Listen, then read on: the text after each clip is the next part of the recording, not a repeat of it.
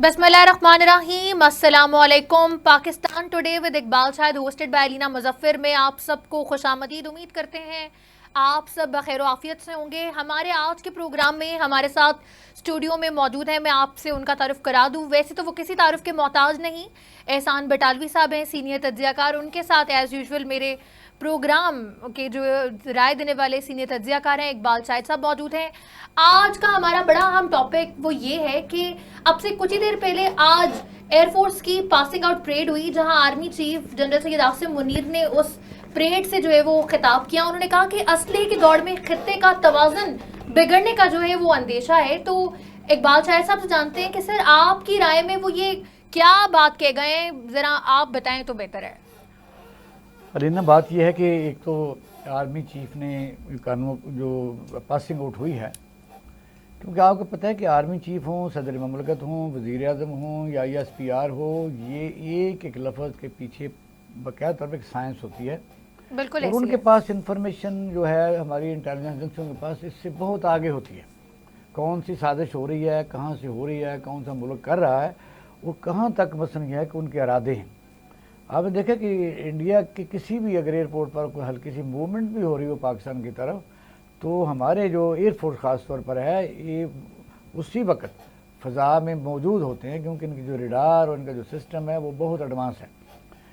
अभी कल की बात है कि आपने देखा कि जो इंडिया के पिछले 2-3 साल पहले अभिनंदन का केस अभी आपने बोले, तो उनका तो ख्याल बड़ा ख़तरनाक था और इंडिया ने इस पर बहुत प्लानिंग भी की थी, इस पर बहुत ज़्यादा एक्सरसाइज की थी, मनसूबाबंदी की थी कि भावलपुर को रेंजर खां को काट दिया जाए, यानी कह सकते हैं कि सिंध की पूरी पट्टी उसके साथ मिला के थर पारकर से। लेकिन उनको हैरानगी ये हुई कि जैसे उन्होंने उस तरह मूव किया तो हमारे जो इंटेलिजेंस एजेंसियों की जो रिपोर्ट थी और उसी के तहत जो हमने रिएक्ट किया, तो हमारे तैयारे फ़ज़ा में मौजूद थे। फिर उनको लेने के देने पड़ गए, वो फिर उन्होंने इस तरफ भागने की कोशिश की, कश्मीर की तरफ आए। एट दी एंड आपने देखा कि हमने उसको गिराया, और ये बहुत बड़ा उसका जिक्र भी किया आर्मी चीफ ने अपनी इस तकरीर में। ये तो किसी को शक शुबा होना नहीं चाहिए कि पाकिस्तान इस वक्त सख्त मुश्किलात, जहाँ अंदरूनी मुश्किलात का शिकार है, वहाँ बैरूनी साजिशों का भी शिकार है। इंडिया जो है इस मौके को कभी भी नहीं जाने देगा। आप उनके वज़ीर आज़म का बयान पढ़ लें, उन्होंने पाकिस्तान की जो अंदरूनी पोलिटिकल इंस्टेबिलिटी है उस पर ख़ास तौर फोकस किया, और ख़ास तौर पर वो मज़क्का खेज़ अंदाज में हमारी अफवाज पाकिस्तान का मजाक भी उड़ाता रहता है, उनके मेडल वगैरह का। दूसरी तरफ आप देखें कि हमारी सारी कोशिशों के बावजूद और हमारी सारी मदद के बावजूद और दोहा में अफ़गानिस्तान को बेल आउट करवाने में और अमेरिका को वहाँ से भिजवाने में जो हमने एज आर्बिट्रेटर का किरदार अदा किया, एज ए फैसिलिटेटर का किरदार अदा किया, वो बिल्कुल पूरी दुनिया को पता है कि यह कि सेफ़ हैंड। फिर उनके जो लोग हमारे पाकिस्तान में आए बगैर वीज़े के, यहाँ हमने उनको सहूलत दी, यहाँ से फिर अपने मुल्कों में चले गए सेफ़ लाइफ के दौर। लेकिन अफ़गानिस्तान के साथ भी हमारे तल्लुकात बेहतर ना हो सके, इसको आप फेलियर कह सकते हैं, वज़ारत ख़ारजा का कह सकते हैं, पाकिस्तान की सियासी जो इस वक्त हुकूमतें हैं उनका कह सकते हैं कि ये पाकिस्तान वाहिद एक मुल्क है जिसके तल्लुकात ना इंडिया के साथ सही हैं, ना अफ़गानिस्तान के साथ सही हैं, और ईरान के साथ उनकी तरफ से तो सही हैं। हम एक इस दबाव का शिकार है कि हमने, आपने देखा कि तकरीबन $17 बिलियन हमें जुर्माना भी हो सकता है। उन्होंने जो वादा किया था, तो गैस पाइपलाइन का और पेट्रोल वहाँ से सस्ता भी आ सकता है। पिछले दिनों जो इब्न रईसी साहब आए थे, उनके जो प्रेसिडेंट हैं ऑनरेबल, तो उन्होंने कहा था कि पाकिस्तान जो है 15 दिन में हम पूरे इनके कर्जे, इनकी हम दोबारा रिव्यू पर हम आ सकते हैं। पाकिस्तान की मुआशी मुश्किलात हैं सिर्फ 15 दिन में। लेकिन पाकिस्तान चूँकि IMF के ज़ेर असर कर्ज़ों में बहुत ज़्यादा उलझा हुआ है। आपको पता है कि 73% तो हमने जो कर्ज़ों का सूद है, जो पाकिस्तान की कौमी इस वक्त आमदनी है, उसका 73% हमने सिर्फ सूद का अदा करना होता है। और वो ये है कि हम IMF से अगर 1 लेंगे $1 बिलियन, तो वो हम उनका कर्जा नहीं वापस करेंगे, हम सिर्फ उनका सूद वापस करेंगे। तो वो भी इसमें से आप कह सकते हैं कि मुश्किल हम पूरा उतरेंगे। आर्मी चीफ का जो बयान है बर वक्त है। और दूसरी उन्होंने एक और बात की, उन्होंने पाकिस्तान के अंदर मौजूद कुत्तों को भी मुखातब उन्होंने किया है। उन्होंने कहा है कि जो आज़ादी इज़हार राय है, उसकी लिमिट है। यानी इसका मतलब मादर पिदर आज़ाद नहीं है। अदारों को बदनाम करना, कोई अगर समझता है कि वो किसी और लाइन लेके पाकिस्तान के अदारों को कमज़ोर कर रहा है, तो हमारी उन पर भी नज़र है। जो लफ्ज़ उन्होंने बयान बोले हैं वो इसी तरह है। उन्होंने कहा कि हम अपनी आइनी ज़िम्मेदारियों से आगाह हैं, आइनी ज़िम्मेदारियाँ जो हैं उनसे आगाह हैं और दूसरों से भी यही तवक्को रखते हैं। मतलब यह है कि उनके ख्याल के मुताबिक जो एक 1 पेज की बातें होती थी वो नहीं है। अब इस असल सवाल ये पैदा होता है कि फिर किससे वो बात कर रहे थे। इस वक्त सिटिंग गवर्नमेंट है, क्या वो कंफर्टेबल तरीके से उनके ख्यालात या जो उनकी फीडबैक है या जिस तरीके से अफवाज पाकिस्तान मुश्किलात का शिकार है, दहशतगर्दी से निपट रही है, तो वो मेरा ख्याल ये है कि उन्होंने मौलाना फजल रहमान की तकरीर को भी गालबन टारगेट किया है।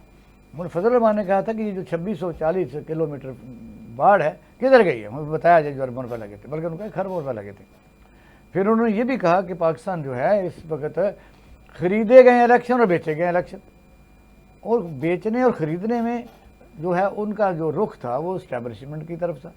उन्होंने कहा कि पाकिस्तान जो है इस वक्त इस्टेब्लिशमेंट चला रही है, वो सियासतदान नहीं चला रही है। मौलाना फजल आज कराची में उनका बहुत बड़ा जलसा है, और अब वहाँ वो क्या बात करते हैं, क्योंकि ये तो रात को आपको पता है कि सियासतदानों की आदत होती है कि रात को फिर वो छोड़ेंगे फुलझड़ियाँ, लेकिन उसमें जो बात हमें पता चला है वो यही है कि आज वो इस हुकूमत को बिल्कुल एक वार्निंग देंगे।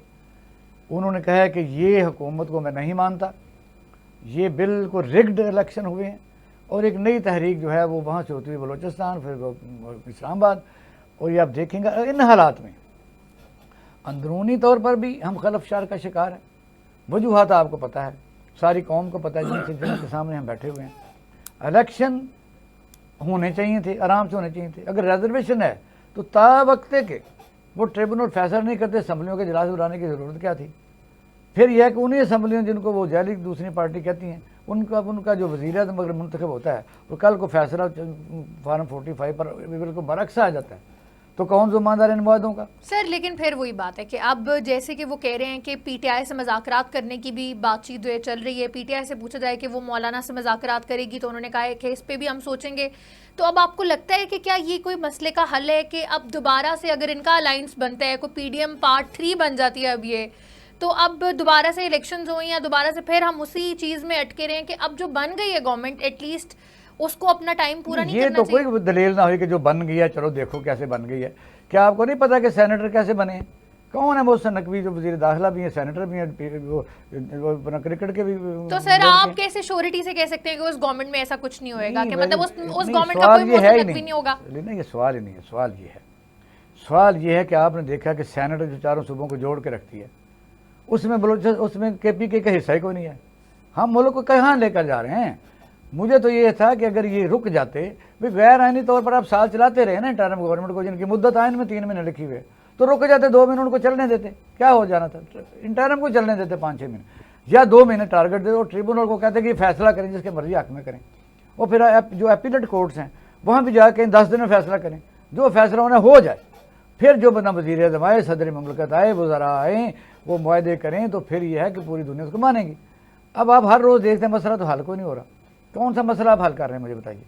कोई मसला हल हो ही नहीं रहा। अगर एक पार्टी की ये है, वो कहते हैं कि मुज़ाकरात तो हम चाहते हैं, मतलब किन शराइत पर? सबसे पहले तो हमारा जो है आज ही उन्होंने वाइट पेपर शाया किया, अली गौर इस वक्त मुखातब 5 बजे कर रहे थे, वो उन्होंने कहा है कि हमारा मैंडेट चुराया गया है। फार्म 45 के तहत जो है ये हुकूमत जो है जो चल रही है ये फेक है। अब जो एक सियासी पार्टी है, हर बार सियासी पार्टी है, उसको आप माने या ना माने, अब वो सियासी पार्टी कह रही है कि ये फेक गवर्नमेंट है, तो उनके साथ फिर दुनिया किस तरह मामला तय करेगी? सिर्फ सऊदी अरब UAE तो नहीं हमारे, ज़ाहिर उनके अपने मफादात हैं, कोई किसी का रिश्तेदार तो होता नहीं है। इन हालात में मुल्क बड़े शिकंजे में फंसा हुआ है। आर्मी चीफ का जो उनका रुख था बात करने का, वो यही जो अगले दिनों में तहरीक चल रही है, वो उसी की जानिब मसला ये है। एहसान बटालवी साहब, सर आप बताएं आपका तज्जिया इस हवाले से क्या कहता है? यहाँ इकबाल शाह साहब ने बहुत सी चीज़ें कवर कर ली हैं अपने जवाब में। बात शुरू हुई थी अस्से की दौड़ से कि ख़ित्ते में तवाज़ुन अस्से का बिगड़ रहा है। इसमें मैं इकबाल शाहिद साहब से भी कहूँगा ज़रा उस पर रोशनी डालें, और अपने नाजरीन के लिए भी ये बताना चाहता हूँ कि असला एक ऐसी ट्रेड है जिसमें बहुत बड़े बड़े लोग इस ख्वाहिश पे लगे होते हैं कि कहाँ जंग होनी है और कहाँ हमने जंग छेड़नी है और कहाँ हमने कशीदगी पैदा करनी है ताकि हमारा असला बिके। आपके इल्म में ही होगा और इकबाल शाह साहब के भी इल्म में होगा कि दुनिया के 2 बड़े रिचेस्ट आदमी असले के डीलर थे, और इस वक्त अमेरिका में सैकड़ों लोग हैं जो असले के डीलर हैं। और एक जो उसमें सबसे इंटरेस्टिंग बात है, डीलर को तो बटालवी साहब जंग चाहिए, मैंने वही को मुद्दा चाहिए। मैं वही तो कह रहा हूँ कि जो अस्से की दौड़ का जिक्र है ना, तो मैं ये कह रहा हूँ कि उनकी ख्वाहिश ये है कि कशीदगी बढ़ती रहे, जंग होनी चाहिए, होती रहे, उसमें उनका असला बिकेगा। अब हमें जैसा आर्मी चीफ साहब ने फरमाया कि खिते का तवाज़ुन बिगड़ रहा है, तो मैं यहाँ एक रिक्वेस्ट करूँगा कि एक कदम आगे बढ़ के इंडिया को एक मैसेज ज़रूर दे दें, जैसा क्रिकेट के मैदान में ज़ियाउल हक जैसे मुनाफिक आदमी ने भी ये मैसेज दे दिया था कि हमारे पास एटम बम भी है और हम उसे चलाना भी जानते हैं। उसका फ़ायदा हुआ था, उसका फ़ायदा हुआ था। ये इंडिया को ये बता दें कि हम टेक्नोलॉजी में बहुत आगे जा चुके हैं और जो मुसलमान की मौत है वो शहादत की मौत है, हमें कोई फ़र्क नहीं पड़ेगा इससे, लेकिन हम इंडिया का वजूद सफ़ा हस्ती से मिटा सकते हैं, ये हमें कैपेसिटी है। ये मैसेज एक जैसा कहते हैं लाउड एंड क्लियर, ये उसको कन्वे कर दें तो कशीदगी अलीना खुद बहुत कम हो जाएगी, उन्हें समझ आ जाएगी। और यहाँ ये भी याद रखें, तारीख़ गवाह है इस चीज़ की कि हिंदू बनिया इंतहाई बुज़दिल है, उसको थोड़ा सा पता चल जाता है कि मेरा मद्दे मुकाबल ताकतवर है, तो वो आप हाथ पांव जोड़ के आपके घुटनों में बैठ जाता है। इससे उसको जब तक एक तगड़ा मैसेज नहीं जाएगा और उसको उसकी सपोर्टिंग ताकतों को भी, तो उस वक्त तक आप ये तोक़ो रखें ये कशीदगी बढ़ती रहेगी और ये जंग की तरफ जाएगी। अब चूँकि इलेक्शन के साथ साहब आप उस पर भी तो देखें कि इस वक्त जो फ्लैश पॉइंट्स हैं वो फ्लैश पॉइंट्स हैं बलूचिस्तान। जी बिल्कुल सही है। उसमें आज इल्ज़ाम लगाया कि सियासी पार्टी के लीडर ने, उन्होंने अड्डे देने की बात भी की है। अब मसला ये है कि आपने देखा कच्चे के डाकुओं के पास अमेरिकन असला आ रहा है, जो अफगानिस्तान से असला आ रहा है वो भी अमेरिकन असला आ रहा है, और ये बिल्कुल आ रहा है। ये हम नहीं कह रहे, हम टीवी पर नहीं कह रहे, बाकायदा तौर पर आईजी जो है कराची या सिंध उन्होंने कहा। इकबाल साहब उसका एक जो नया डीपीओ आया था उससे कुछ 40 के करीब हेड कांस्टेबल और 80 के करीब कांस्टेबल्स को मुअत्तल किया है कि ये कच्चे के डाकुओं को के सपोर्ट कर रहे हैं। और ये एक और मैं बात याद करवाना चाहता हूँ आपको कि दुनिया की तारीख में पहली दफ़ा हुआ था कि सिंध के डाकुओं ने मोटरवे पे जुलूस निकाला था बैनर्स के साथ कि जब हम पुलिस से असला खरीदते हैं, पुलिस को पैसे देते हैं, तो हमें अरेस्ट क्यों किया जाता है, हमारे साथ पुलिस मुकाबले क्यों किए जाते हैं। तो जिस मुल्क में ये कुछ हो रहा हो वहाँ आप तोको करें कि अमनो अमान होगा। और यहाँ भी पंजाब में भी आप देख लें। सर ये जो बयान भी आया है इस पे भी ज़रा बताएं कि पाकिस्तान गैर मुल्की किसी को भी जो है अपने अड्डे फराहम नहीं करेगा। दफ्तर खारजा की तर्जुमान की जानिब से आज ये बयान भी सामने आया है। अब हमारे पास ऐसी कोई इन्फॉर्मेशन नहीं है कि हम उसकी तरदीद कर सकें या तायद कर सकें। हमें वही मानना चाहिए जो हमारे दफ्तर खारजा ने बयान दिया है। इससे कि हमें जब पता ही नहीं हम उस पर तबसरा क्या करें, लेकिन ये चीज़ तयशुदा है कि हमें नहीं देने चाहिए, क्योंकि उस पर टारगेट कौन होगा, चाइना और ईरान। नहीं हम होंगे, हम तो हैं ही हैं, हम तो हैं ही हैं। मिस एडवेंचर होता है, मैंने कहा हम तो हैं ही हैं, तो लेकिन अफगानिस्तान हमारे साथ आएगा, ईरान के साथ अगर मिस एडवेंचर होता है तो ये हमें भारत वजारत खारजा की जो वजाहत है उसे मानना चाहिए। दैट्स इट, यही मैं कह रहा हूँ। सर अगली क्वेश्चन की तरफ बढ़ते हैं। ये बताएं कि पंजाब पुलिस पर कौन हमले कर रहा है। कल तक तो मुझे पुलिस ही माल रोड पे हमले करते हुए दिखाई दे रही थी किसानों पे, लेकिन अब ये तफसीलात सामने आ रही हैं कि पुलिस पर हमले हो रहे हैं। तो इकबाल शाहिद साहब आप बताएं कि पुलिस पर आखिर हमले कौन कर रहा है। या मैं आपको यकीन दिलाता हूँ, ना मैं कर रहा हूँ ना इकबाल शाहिद कर रहे हैं। जी इकबाल शाहिद साहब आप बताएं। ना बात यह है कि ये बड़ा सेंसिटिव है। ये बाकायदा तौर पर चीज़ें इससे पहले हो चुकी हैं। हम यही तो कहते हैं कि इदारों को अपने डोमेन में रहना चाहिए। हम यही तो कहते हैं कि आपने हुकूमत पाकिस्तान के आप मुलाजम हैं, अफसर हैं, जो भी हैं, आप किसी सियासी पार्टी के उनके दुम छल्ला नहीं हैं। आप लोगों को उनके कहने के ऊपर तशद्दुद का निशाना बनाते क्यों हैं? आप मसलन ये है कि अगर कहते हैं इलेक्शन तो उलट देते हैं। सारा जान जल से जुलूस करे तो आप खास पार्टी के बंदों को घर से उठा लेते हैं, दरवाजे तोड़ देते हैं। और ये भी है कि पाकिस्तान में एक इस्लामी मुल्क में आप उनकी माँ बहनों को उनके सामने नंगा करने की धमकी देते हैं। बिल्कुल सही आप पार्टियां छिड़वाते हैं। वजूहात भी तो पता करना पड़ेगा ना। वजूहात हैं बाकायदा।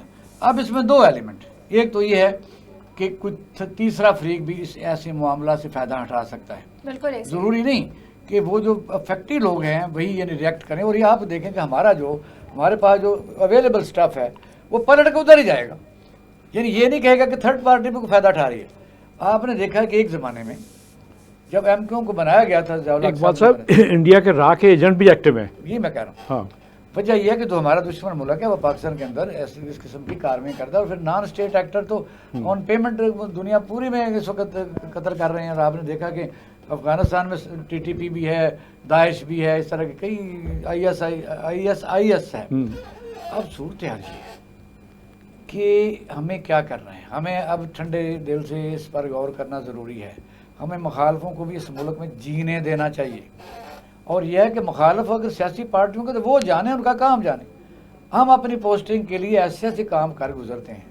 अब देखें कि जो ऐसे वाक़यात आपके सामने आएंगे, अगर कभी कोई जुडिशल कमीशन बना तो पुलिस ने उससे 10 गुना यानी 100 गुना ज़्यादा काम किया जितना उनको कहा गया।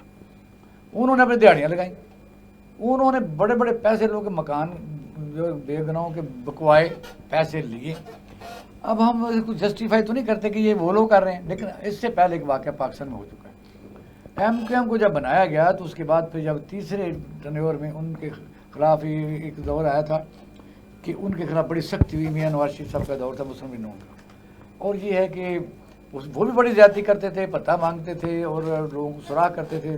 बड़ी बड़ी दहशतनाक किस्म के वहाँ उनमें लोग एलिमेंट दाखिल हो चुका था। लेकिन जब फिर उनकी हुकूमत है, मुसीबत तो यह है कि वो एक डिसेंडिंग वोट है ना। पाकिस्तान की जान छूटती है तो हर सियासी पार्टी के वो लवर भी हैं। हाँ। और हर पार्टी उनके खिलाफ कार्रवाई भी करती है। वो हमेशा कहते हैं कि हमारे बगैर पाकिस्तान नहीं चल सकता। और ये बात दुरुस्त है। किसी भी पार्टी को यहाँ मखसूस या इस किस्म की नहीं मिलती अक्सरियत, उनकी ज़रूरत पड़ती है। और वो जब ज़रूरत पड़ती है तो किसी के कहने पर वो चले भी जाते हैं, अपनी मर्ज़ी की वजारतें भी लेते हैं। एक दौर आया था, उन्होंने उन पर इल्ज़ाम है उन्होंने तकरीबन 350 मर्डर किया एजेंसियों का, मतलब इन्फोर्समेंट एजेंसियों का। अब पुलिस कह सकते हैं, वो रिकॉर्ड पर है। फिर आपने देखा कि उनके ऊपर ये भी इल्ज़ाम है कि एक फैक्ट्री में 249 बंदों को जला दिया गया। उन्होंने जलाया और वो बेचारा फैक्ट्री वाला वो खुद अरेस्ट हो गया, वो ताकतवर। आज भी MQM हर दौर की बलू आई है, आज भी। अरे पाकिस्तान में मुसीबत यह है कि असूलों पर तो कोई सियासत कर नहीं रहा। यहाँ जो भी बैंगन की तरह लटक के दूसरी तरफ चला जाए, कहे जी ये मेरा ये मुतालबा है, और हर रोज़ नया मुतालबा करें। और ये देखें कि इस वक्त मेरे वोट की जो कीमत है या अहमियत है 10% है, 50% है, 150% है। कई दफ़ा 3 वोटों पर भी हुकूमत खड़ी होती है तो वो 3 बंदे सबसे अहम होते हैं, 2 हो तो 2 अहम होते हैं। और ये पाकिस्तान में जो सिस्टम को इंट्रोड्यूस किया गया है, ये अल्लाह करे ऐसा कोई कभी कुछ सोचे। यानी आप और हम तो नहीं सोच रहे, ना हम कुछ कर सकते हैं।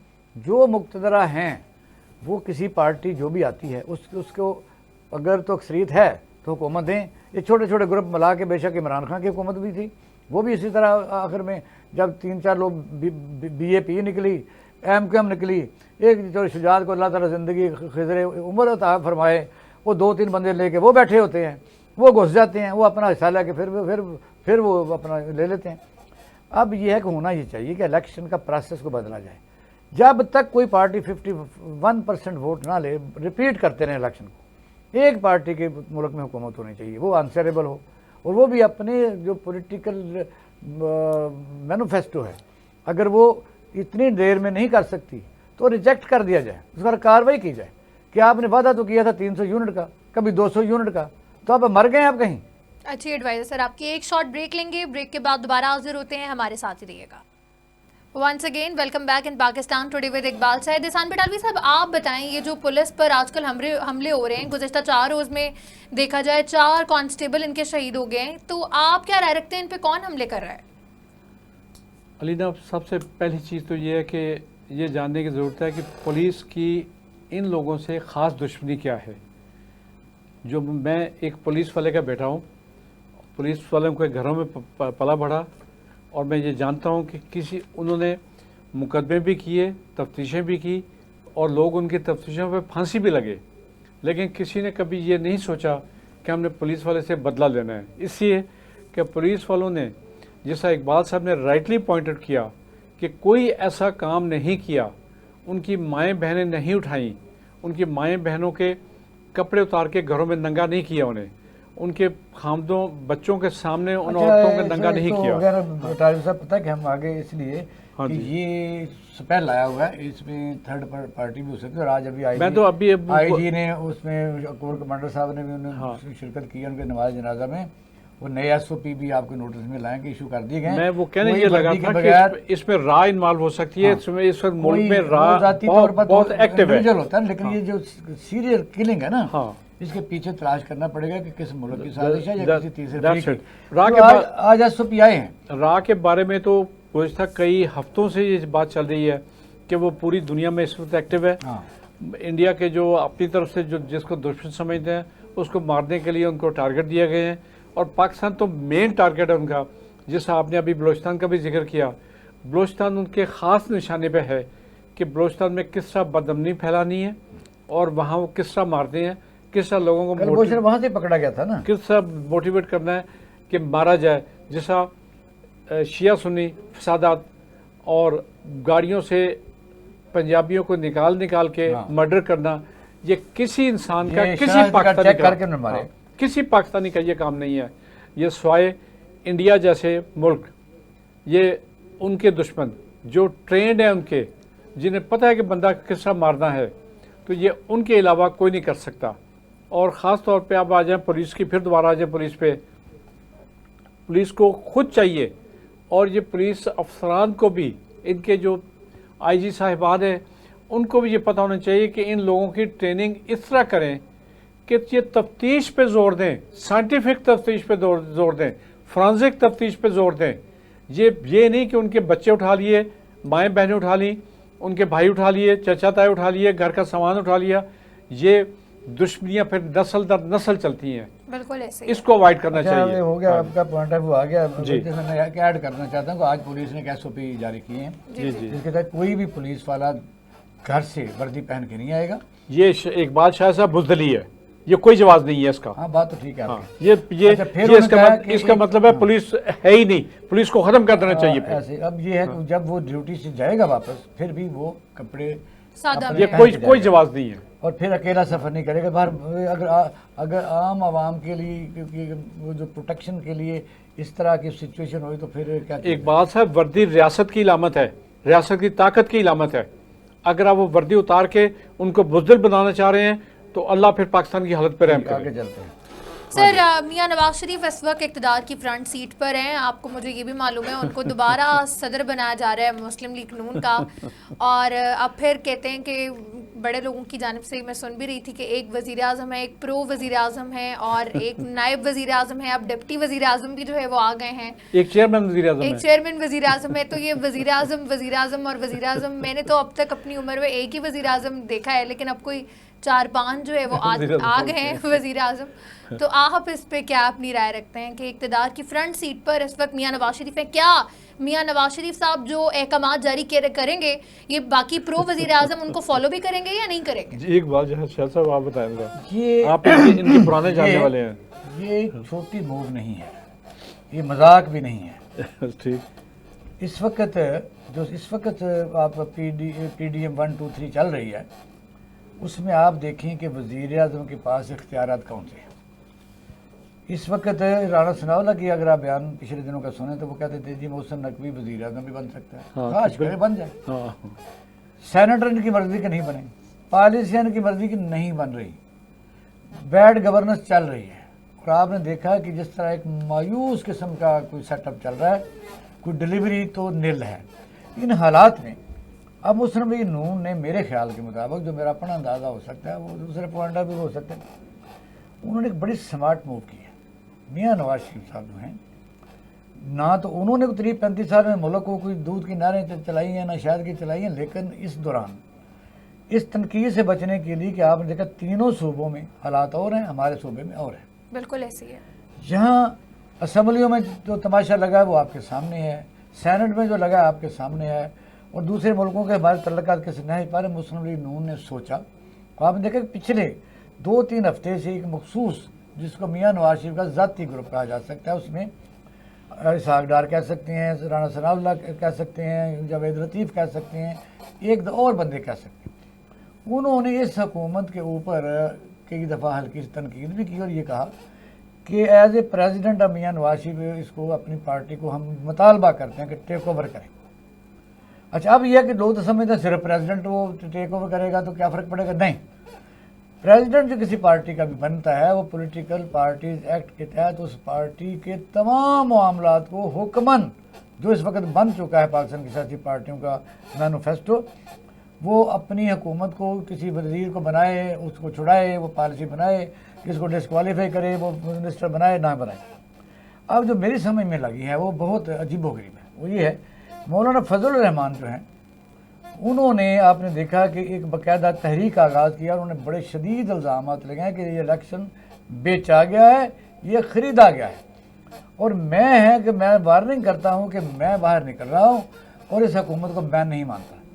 अब इसमें तो चलो खुशी की बात होगी, को PTI भी कह रही थी कि हमारा भी वो नज़दीक आ रहे हैं, लेकिन मुस्लिम लीग नून ने किसी के कहने पर, ये भी आप इसको एनकाउंटर कह लें, जो हिटलर ने याद किया था कि पोलैंड के ऊपर अगर हमला करना था तो बहाना नहीं बन रहा था, तो फिर उन्होंने पोलैंड की फ़ौज की वर्दी अपनी फ़ौज को पहनाई और उधर से हमला किया, तो फिर उस पर कब्जा किया। अब मुझे जो नज़र आ रहा है कि मौलाना फजल रहमान के जो सॉफ्ट कॉर्नर्स हैं वो हैं इसहाक डार, वो बात कर सकते हैं। राना सनाउल्लाह ने आज ही कहा है कि हम उनको मना लेंगे, और इस पर और बातें हैं।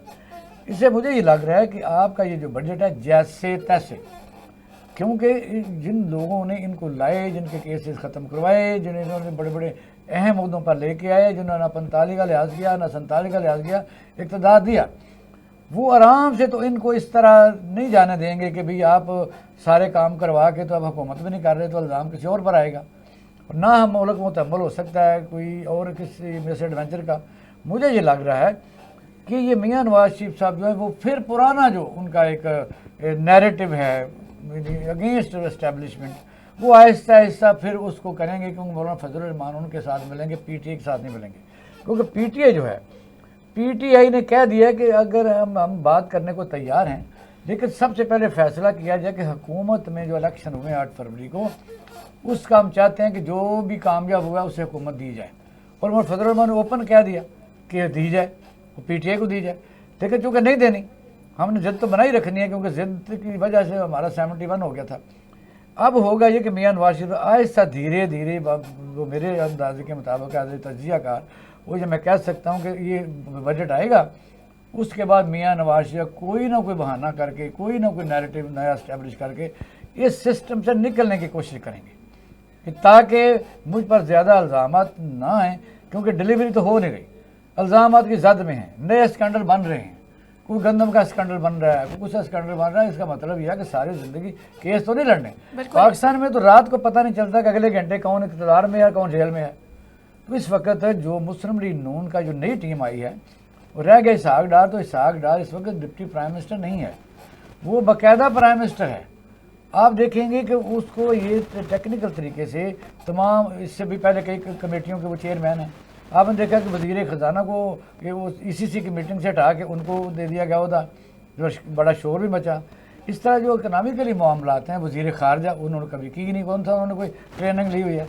वज़ीर ख़ारजा भी वो हैं, सेनेटर भी वो हैं, डिप्टी प्राइम मिनिस्टर वो हैं, तमाम ECC, तमाम पाकिस्तान में जो इन्वेस्टमेंट आएगी उनके तमाम करता धरता इसहाक डार से। मीनिंग दिस, इस वक्त पाकिस्तान में डिफेक्टो वज़ीर आज़म जो हैं वो इसहाक डार हैं, और वज़ीर आज़म पाकिस्तान, ये लिख लें, कई कमेटियों में जहाँ वज़ीर आज़म की ज़रूरत होती है उनकी एब्सेंट में ये प्रेजाइड करेंगे, और वज़ीर आज़म हो सकता है कई दफ़ा जानबूझकर एब्सेंट हो जाए। इसमें नया जो सेटअप है ये मौलाना फजलुर रहमान को साथ मिलाने में या ट्रैप करने में, सिस्टम को आगे बढ़ाने में, और वो भी जुलाई तक मुझे जो लगता है।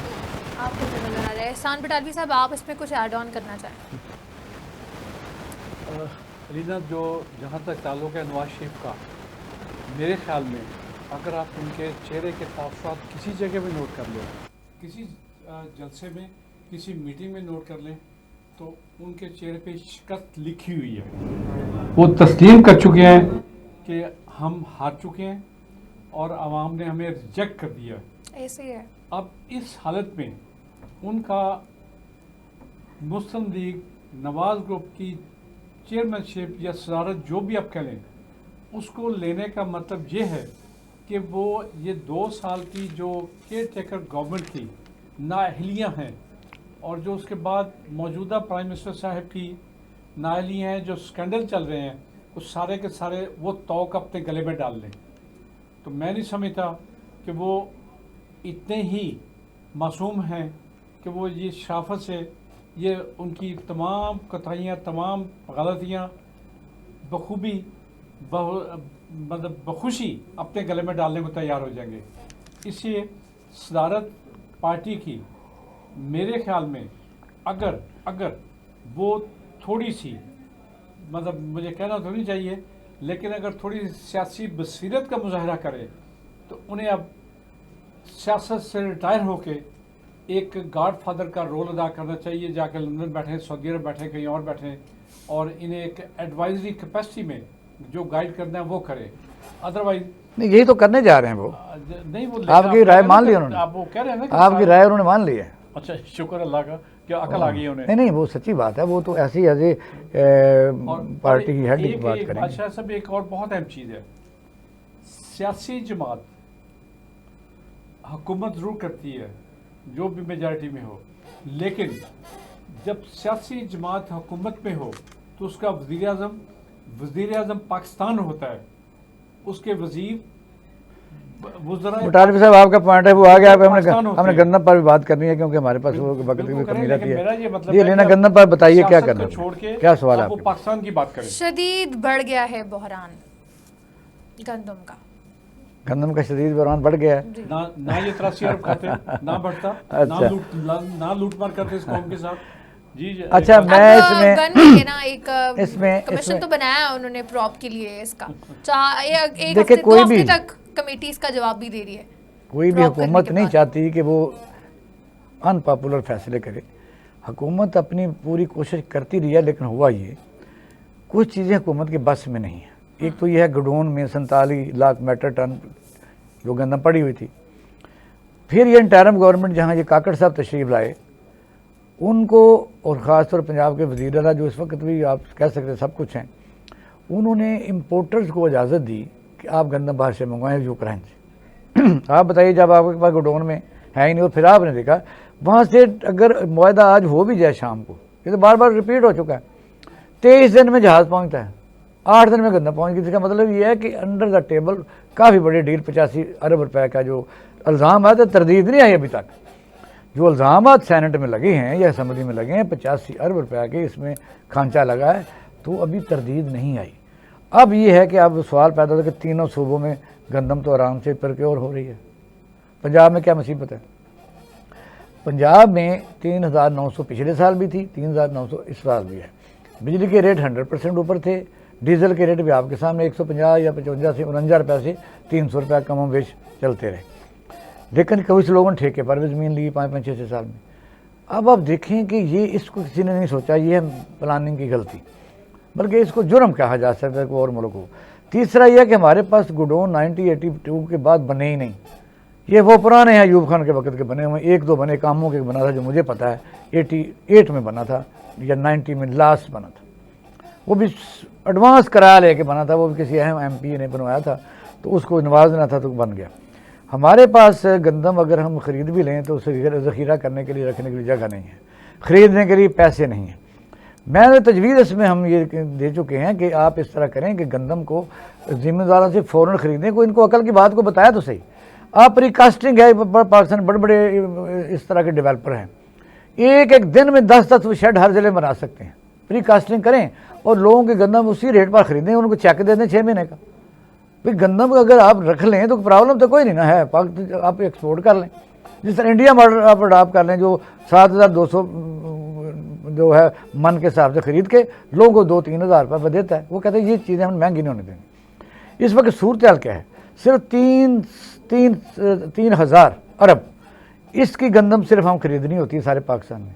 आपको पता है IPP की जो हमने पेमेंट करनी है 1 साल की, वो 2200 अरब रुपये है। यानी अगर आपको जो फैक्ट्रियाँ बंद हैं, जो बिजली के कारखाने बंद हैं, जो कमीशन लेके IPP को मुआहदे किए गए पीपल पार्टी और मुस्लिम लीग नून ने, उनका हमें 2200 अरब रुपया देना है, और देना है, सॉवरेन गारंटी है, रिटर्न है। हम पूरे मुल्क को जिम्मेदारों को 3,000 अरब नहीं दे सक रहे। और फिर इसमें मुझे बताइए कि इसमें ज़िम्मेदार कौन है? ज़िम्मेदार तो वही हैं जो फैसले करते हैं, उनको कोई पूछने वाला नहीं है। किसी और मुल्क में अगर होता, जिस दिन से ये हुआ कि भाई आपने गंदम क्यों मंगवाई, तो आज तक कोई ना कोई फैसला हो चुका होता। यहाँ तो आपको पता है कुछ नहीं होता, तो ये आपके सामने है, और आगे उम्मीद भी कोई नहीं है। वो ताजर जो है ज़मींदार, वो आप लोगों को ख़ास तौर बात करते हैं बटालवी साहब, अगर ऐसा गंदम नहीं होगी तो ना भेजें, वो बाहर से मंगवा लेंगे। इनका तो ये कौन सा इन्होंने उनको भेजा हुआ कोई कासद। ये तो मसला ही नहीं है कि पाकिस्तान के कोई हुकूमत जो है इस वक्त ख़ास तौर माशाल्लाह चल रही, ये ज़मींदारों के मतलब इतना फ़िक्रमंद हो। कुछ लोग कहते हैं बीजेंगे नहीं, ना भी है ये, वो तो उनको फ़िक्र होता है जो मुस्लिम के रूट्स जुड़े हुए थे कि बाहर से मंगवा लेंगे। तो बाहर से मंगवाने में 85 अरब रुपये का तो खांचा लग गया ना, किसने लगाया ये आप बताएं। और सर जब वो प्रोटेस्ट करते हैं उनको इस तरह से अरेस्ट भी नहीं करना चाहिए, बल्कि इस बात का, इस मामले का कोई हल निकाला जो है वो जाए, ताकि आइंदा भी वो। हाल क्या, लाहौर में जब आए हैं ज़मींदार काश्तकार, कोई मिनिस्टर मिला उनको, सवाई लाठीचार्ज मिला ना, उनके साथ बैठा जा सकता था, क्या प्रॉब्लम है भी, उनके पास बात करने अपने हैं। अब इसमें कोई ऐड करना चाहिए कर लें, पर मैं इसमें आज एक जो चीज़ हुई है ये शाबाश भी देनी चाहिए।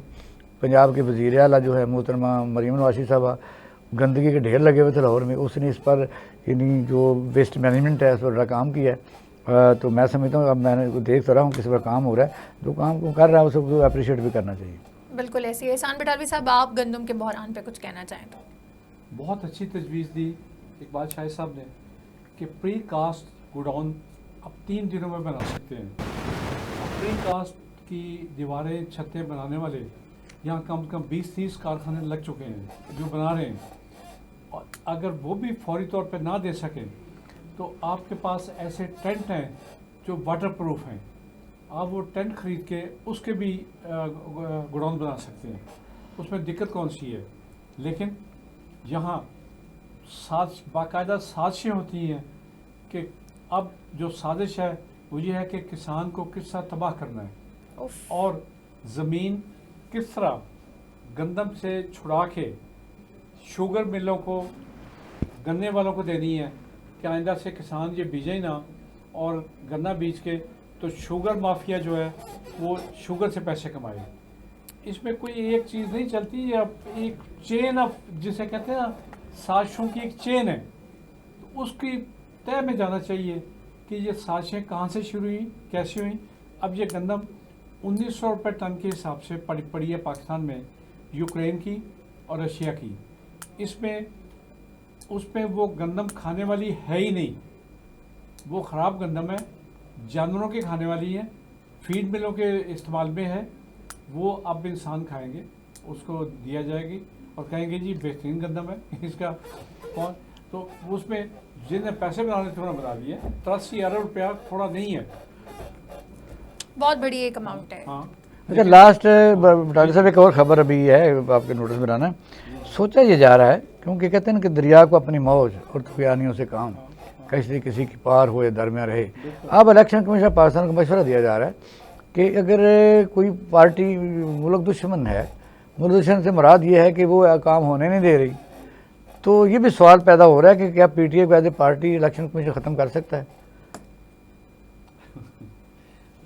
उनकी ख्वाहिश तो यही है, तो ख्वाहिशें कभी प्रैक्टिकल कभी कभी नहीं भी हो सकती।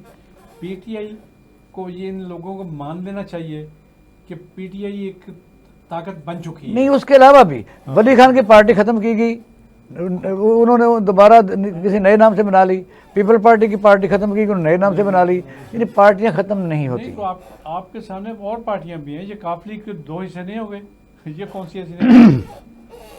सही बात। इससे पार्टियां ख़त्म करने के ना सोचें, उन्हें कौमी धारे में लाने का अब सोचें। इसमें बटारे साहब मुझे जो समझ लग रही है, जिन लोगों का कारोबार, जिन लोगों का खांचा लगा हुआ है ना, हाँ, आप देख सकते हो हाक्स कहते हैं, जो जिनका लड़ाई जो उनका कारोबार है। हाँ, आप देख सकते हैं मुस्लिम लीग नून में भी ऐसे लोग मौजूद हैं, पीटीआई में भी ऐसे लोग मौजूद हैं, बिल्कुल सही। तो और ख़ासतौर पर मुस्लिम पीपल पार्टी में भी हैं चंद लोग कि लड़ाई लगी रहे, ये टीवी पर गालियाँ निकालते रहे, उनको वजारतें मिलते नहीं, जिनका कोई हल्का इंतखाब ही कोई नहीं। है नहीं। अच्छा, वो उनमें मेल फीमेल दोनों शामिल हैं कि वो उनका जो है कि आपने पार्टी को डिफेंड करना है, दूसरे को गालियाँ निकालनी है, और अपने जो लोग ख़ासतौर पर वज़ीर आज़म है, वज़ीर उनको मशवरे देने हैं, गलत मिस इन्फॉर्मेशन देनी है, ताकि उनको किसी जगह भी कोई आराम से न बैठने देना। क्योंकि हमारे पाकिस्तान के जो वज़ीर कानून हैं, उन्होंने आप देखा कि जिस वक्त हुकूमत चल रही थी PDM की, ऐसे नाबगैर रोज़गार में 35 उन्होंने एक दिन में 9 बंदे बैठा के अमेंडमेंट्स की, कभी 13, कभी 15, कभी 18। अब यह है कि उनका तो इस तरह के जो लोग हैं, उनका ये कराची के हैं लोग हैं इस तरह पीपल पार्टी में, तो मसला तो ये है कि पाकिस्तान में ये भी तो कारोबार है, एक बिज़नेस है। तो बिल्कुल एक बिजनेस है। और इसी के साथ हमारे प्रोग्राम का वक्त भी अपने अख्ताम को पहुंच रहा है। कल आपसे नए टॉपिक्स के साथ दोबारा मुलाकात होगी। तब तक के लिए मुझे और इकबाल शाहिद सबको अपनी खास दुआ में याद रखें। अल्लाह हाफ़िज़।